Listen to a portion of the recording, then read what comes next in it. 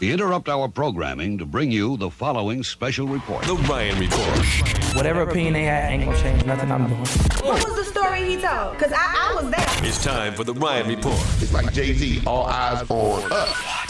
on the People Station, V103.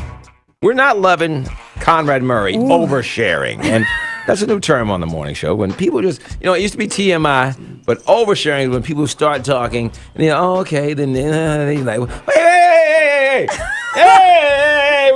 no. That's what Conrad Murray did when he talked about how close he and Michael were. Well, I want you to say the line because I don't want to say it. He held Michael Jackson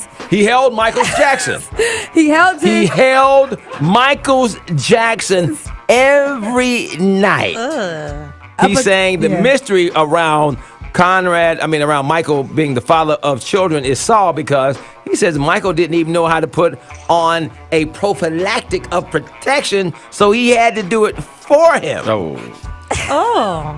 I love the way you're describing this because I wouldn't have said it like that. I would have just said it.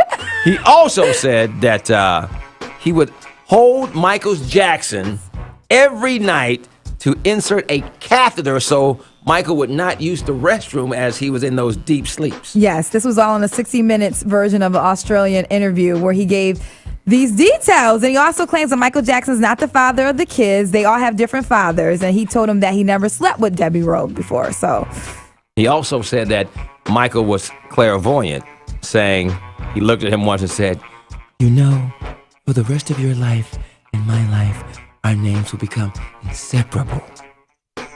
He said it just like that, too, actually. God. I'm clairvoyant.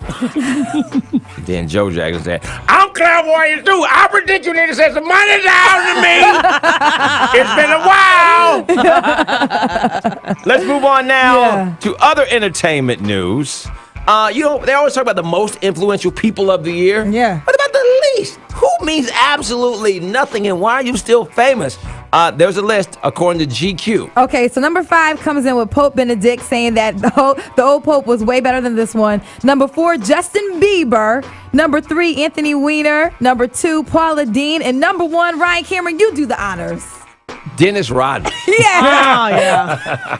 Dennis Rodman is the least influential person, which I can see. Yeah, I can see that too. I agree with that one. Because him going back and forth to North Korea, it's like, really, why are you dealing with this traitor, this dictator, this terrorist? And did you watch the AMAs last night? Quiet on the set. If you have a good, bad, and ugly, you can always call us, 741-WVEE. Here is the one clip, other than Justin Timberlake's performance, which was absolutely phenomenal, the one clip that had a lot of people talking when Rihanna received the Icon Award. My fans, I love you so much. Like, you have no idea. Like, you keep me driven. You keep this thing special. And right now, I can't believe that at 25 years old, I'm holding an Icon Award. That is weird to even say out loud. Yeah, we can't believe it. Ain't none of us buying it. Because it's the first ever Icon Award, I think Rihanna is a superstar, no doubt. But there are so many people that they skipped over. Of course, I'm going to throw Beyonce out there. But then what about Madonna? Justin Timberlake. Like, come on. The first ever. A lot of people were also talking about that style of hair. Oh, yeah. That's how I do my hair when I sleep at night, Ryan. I wrap it just like that. I should have kept it that way. It's the same exact style. But it's not new.